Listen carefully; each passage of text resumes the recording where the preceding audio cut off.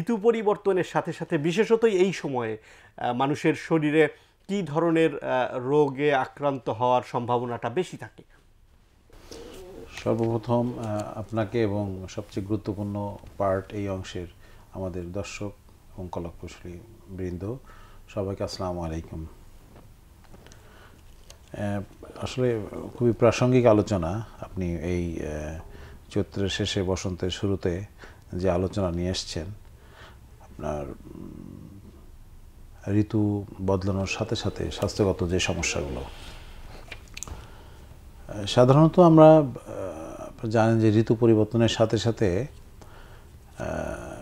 Flu like illness, যেটা common cold, common flu, যেগুলো influenza, প্যারা ইনফ্লুয়েঞ্জা, হ্যাঁ, এই ধরনের ভাইরাসের আক্রমণগুলো বেড়ে যায়।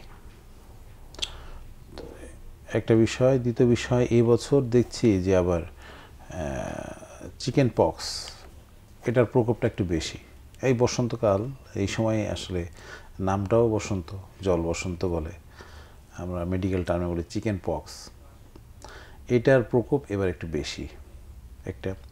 এছাড়া যেহেতু গরমকাল আসছে, হ্যাঁ, গ্রীষ্মকালে সাধারণত অনেক সময় ডায়রিয়া, আমাশা, এই ধরনের রোগগুলোর প্রকোপ বেশি থাকে।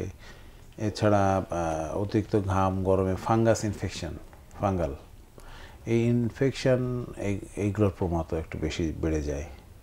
আর এমনি সাথে সাথে অন্যান্য কমন ডিজিজ, কমন প্রবলেম তো থেকেই থাকে। সাধারণত এই 3-4টা রোগ ঋতু পরিবর্তনের সাথে সাধারণত এই সময়ে আসলে যখন গরমটা শুরু হয়, এই সময় এই রোগগুলো একটু বেশি বেড়ে যায়।